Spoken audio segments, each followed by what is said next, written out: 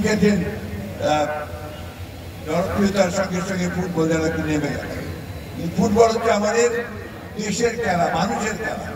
আজকে গ্রামের মধ্যে দেখি যে একটা ব্যাট নিয়ে বানিয়ে ক্রিকেট খেলছে, আগে দেখলাম সেখানে ফুটবল খেলছে, কাদার মধ্যে সবাই ফুটবল খেলছে।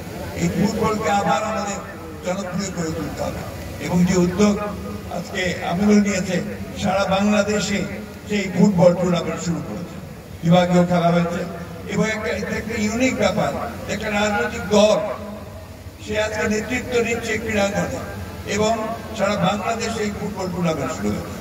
আমি ধন্যবাদ জানাতে চাই আমাদের ভারপ্রাপ্ত চেয়ারম্যান জনাব তারেক রহমান সাহেবকে, তার প্রত্যক্ষ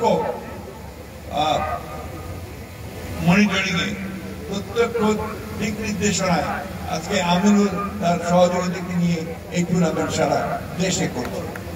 আমি বক্তব্য দীর্ঘ করবো না, খেলার মাঠে বক্তব্য কখনো ভালো লাগে না।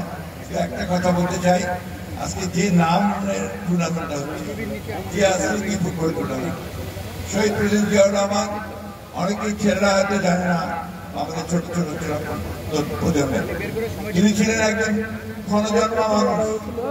তিনি বাংলাদেশে এক দলের শাসক থেকে বহুদলীয় গণতন্ত্র নিয়ে এসেছেন। তিনি এই দেশের গণতন্ত্রকে মুক্ত করেছিলেন এবং এই দেশের আমূল পরিবর্তন সাধন করেছিলেন। মাঠে খেলাধুলার ক্ষেত্রে সর্বক্ষেত্রে তার যে প্রত্যক্ষ হস্তক্ষেপ ছিল ওটাকে তিনি উন্নত করবার চেষ্টা করেছিলেন, সেটা আমরা আজও মনে করি। সেই জিয়াউর রহমানকে মনে করে আসুন আমরা দেশের খালেদা জিয়াকে স্মরণ করে এবং আমাদের বর্তমান নেতা জনাব তারেক রহমান, যিনি আমাদের নেতৃত্ব দিচ্ছেন, এই যে পরিবর্তন, এই যে নতুনের আগমন, এইখানে তিনি সক্রিয়ভাবে নেতৃত্ব দিয়েছেন, সেই সবাই আমরা তাকে আন্তরিকভাবে ধন্যবাদ এবং কৃতজ্ঞতা জানাই। আমরা আজকের এই ফুটবল টুর্নামেন্ট শুরু করার জন্যে আমি জেনারেলকে ধন্যবাদ জানাতে চাই। সেই সূত্রে আমি জানি আমাদের সাংবাদিক ভাইরা এখানে দাঁড়িয়ে আছেন দু একটা কথা শোনার জন্য।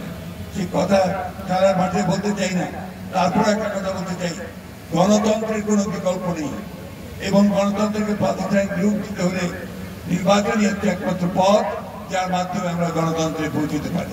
এবং সেটাই আমাদের ফুটবলকে বলুন, ক্রিকেটকে বলুন, ক্রীড়াঙ্গনকে বলুন, সাংস্কৃতিক অঙ্গনকে বলুন, সুশাসন প্রতিষ্ঠা করার ক্ষেত্রে বলুন, সর্বক্ষেত্রে সেটাই হচ্ছে একমাত্র পথ যেখানে আমরা সামনে এগিয়ে যেতে পারি, আমাদের ভবিষ্যৎ প্রজন্মকে আরো সামনের দিকে নিয়ে যেতে পারি। আসুন আমরা সেই লক্ষ্যে আজকে আবার নতুন করে আমাদের আরেকটা সংগ্রাম শুরু করি। ধন্যবাদ সকলকে।